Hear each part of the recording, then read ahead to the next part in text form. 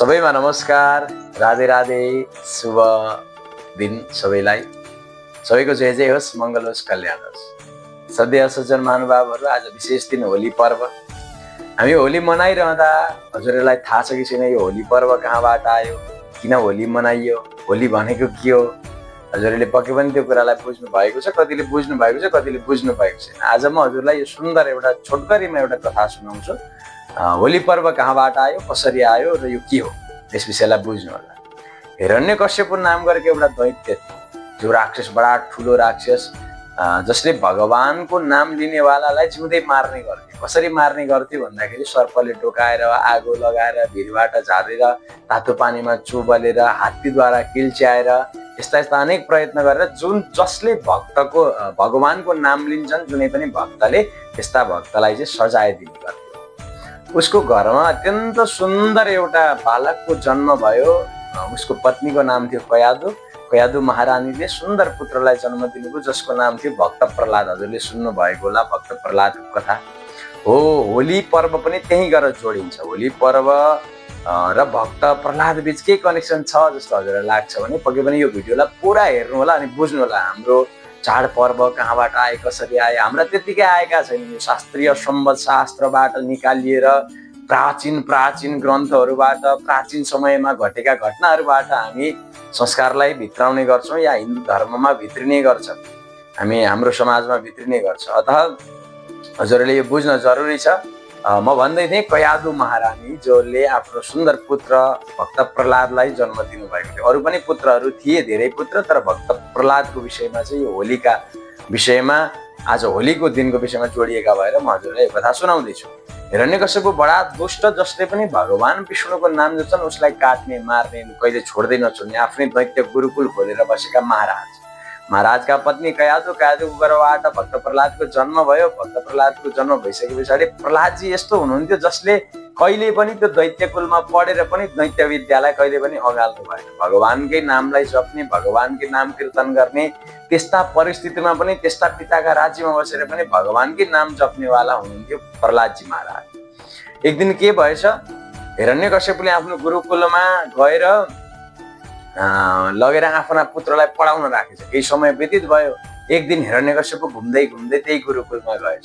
यसो जाँदा त सब नारायण नारायण नारायण भन्दै भगवान विष्णुको नाम जपिरहेछ।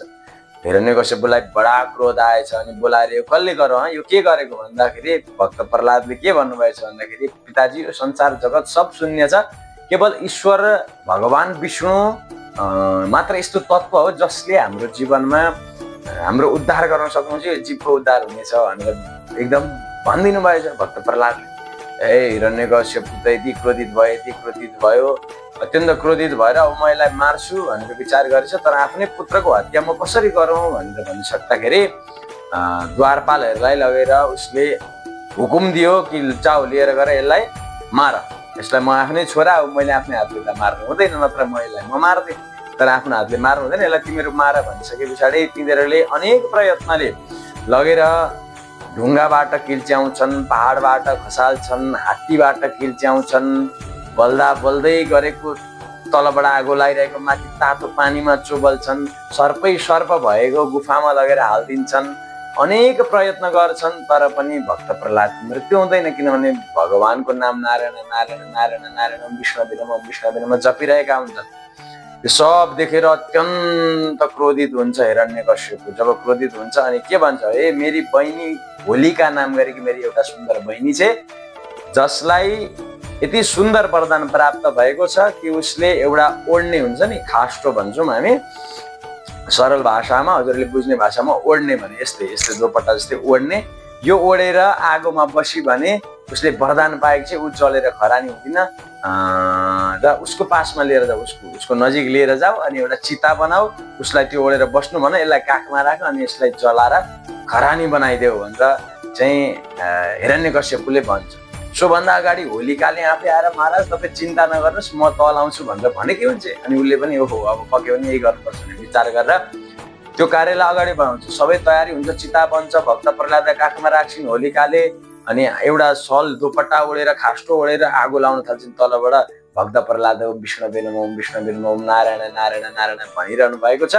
त्यो दुष्ट होलीका जुन आगो लाग्दा पनि नडर्ने खास्टो ओढेर बसेको थिए जलेर खरानी भयो, जलेर एकदम खरानी भए। तर भक्त प्रहलाद जस्ताको तस्तै हुनुहुन्छ। सारा प्रजाहरूले हेरे राम राम राम यस्तो दुष्ट होलिकाको मृत्यु भयो। तर हाम्रा भक्त प्रहलाद हाम्रा राज्यका चाहिँ सुन्दर भगवानका भक्तलाई केही भएन भनेर अत्यन्त प्रसन्न भए। त्यही भएर त्यही दिनबाट त्यो दुष्ट राक्षसी होलिका मरेको भएर होली पर्व सुरु भयो। सबै प्रसन्न भए, खुसी भए, एकले अर्कालाई रङ्ग दले होली पर्व मनाउन सुरु गरे सज्जन। त्यसै गरी जसरी भक्त प्रहलाद रूपी एउटा जीवले मनमा भएका अन्धकारलाई पापलाई जसरी जलाएर नाश पार्नुभयो, त्यसै गरी हजुरहरूका प्रत्येक व्यक्तिका हृदयमा भएका नराम्रा कर्महरू पापहरू सबै जलेर नाश हुन् भन्ने मङ्गलमय कामना पनि व्यक्त गर्न चाहन्छौँ। त्यही भएर होलिका मरेको दिन, होलिकाको दहन भएको दिन र विशेष आजको दिन होलिका दहन गर्ने पनि ठुल्ठुलो आगोहरू मुढाहरू राखेर दाउराहरू राखेर आगो बाल्ने प्रचलन पनि रहेको छ। त्यसले चाहिँ नेगेटिभ कुराहरूलाई सबैलाई जलाएर लिएर जाने गर्छ। हाम्रो हिन्दू समाजमा, हाम्रो धार्मिक ग्रन्थमा सबै अत्यन्त अलौकिक कुराहरू लेखिएका छन् सज्जन महानुभावहरू। त्यही भएर हजुरहरूले पनि अत्यन्त सुन्दर ढङ्गले होली पर्व मनाउनु होला। कसैलाई पनि जबरजस्ती रङ लगाइदिने, जे पाए त्यही फ्याल्ने, नराम्रो वस्तुहरू प्रयोग गर्ने नगर्नु होला। सभ्य अनि भव्यताका साथमा हजुरहरू सबैले होली पर्व मनाउनु होला। आफ्नो संस्कार अनि संस्कृतिलाई पनि नभुल्नु होला भन्दै हजुरहरू सबैलाई मैले यो सुन्दर भिडियो प्रस्तुत गरेको छु। मन पर्यो भने सबैजनाले आफूले मात्रै सुन्ने होइन, सेयर पनि गरिदिने। हाम्रो संस्कृति के रहेछ त, हाम्रो लौकिकता के रहेछ, हाम्रो मौलिकता के रहेछ, हाम्रो धर्मले के भनेको रहेछ, हाम्रो शास्त्रमा के रहेछ, हाम्रो संस्कार कति प्राचीन रहेछ, सबै कुराहरू मैले व्यतीत गरेको छु। सबैजनाले लाइक सेयर सब्सक्राइब पनि गरिदिनु होला र अरूले नयाँ नयाँ व्यक्ति समक्ष जोडिनलाई एकदम अत्यन्त मद्दत पनि पुर्याइदिनुहुन्छ भन्ने मैले आश लिएको छु। हजुरहरू सबैजनाले अत्यन्त सुन्दर ढङ्गले माया मोह प्रदान गर्नुहोला। सबैको जय जय होस्, मङ्गल होस्, जय होस्, श्री राधे, जय होस्।